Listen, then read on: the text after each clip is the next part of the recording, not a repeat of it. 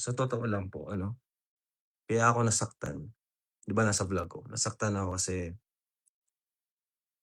um, 'di ba may comment si Biancy dun sa post ni Doctor Love na siya yung pipiliin pa rin bandang huli. Sa totoo lang po, dun po talaga ako nasaktan. Nasaktan ako pero tahimik lang ako nung mga araw na yun, hinayaan ko na lang. Kasi ba't ako nasaktan? Kasi parang nabalewala yung mga pinaghirapan ko, 'no? Ito po, wag niyo pong i-bash si Fiancé gusto ko lang mag-open din po sa inyo na naramdaman ko nung mabasa ko yung post na yun, yung comment ni Fiancé dun sa nabasa niyo po ba yun? Yung dun sa dulo ay ang pipiliin pa rin niya ay si Doc Love.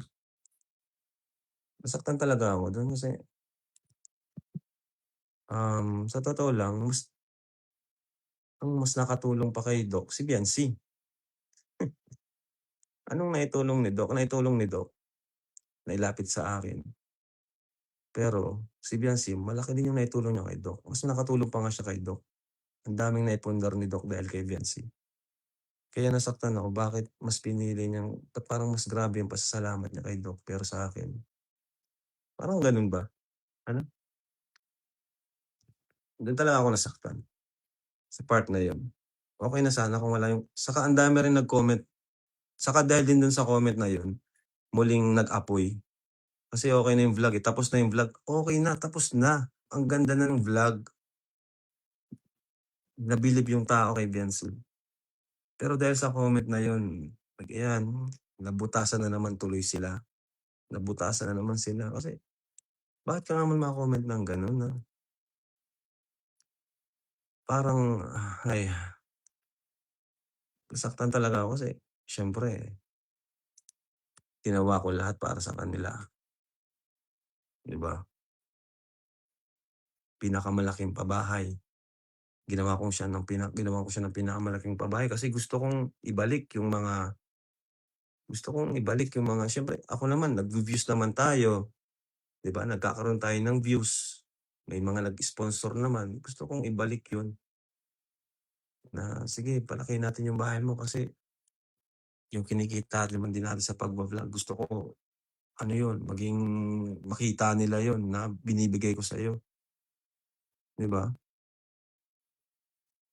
Nilove team inano ko kay Eds para kasi that time wala talaga, walang sobrang halos siya ata yung mahina yung views mahina yung views sa mga Kalingap Angels.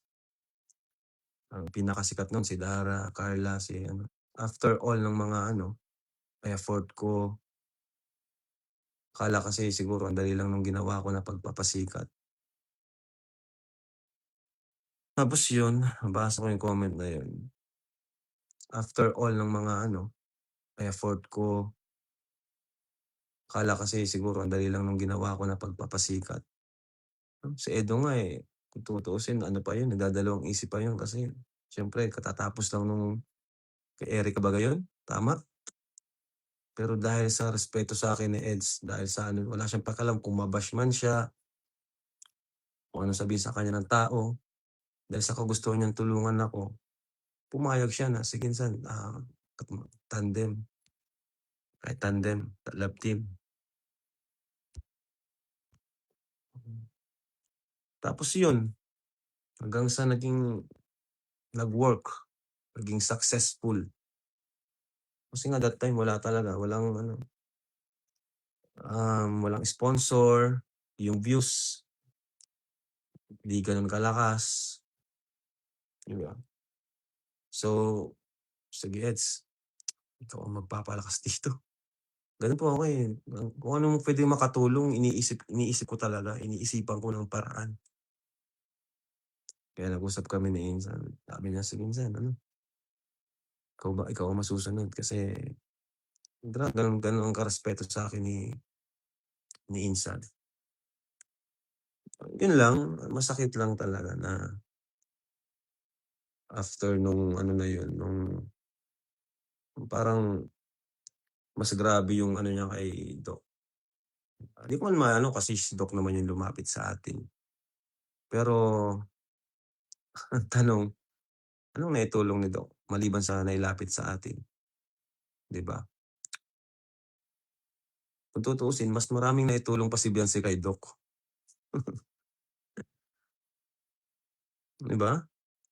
Maraming naitulong ng beneficiary, mas marami pa si Beyonceng naitulong kay doc.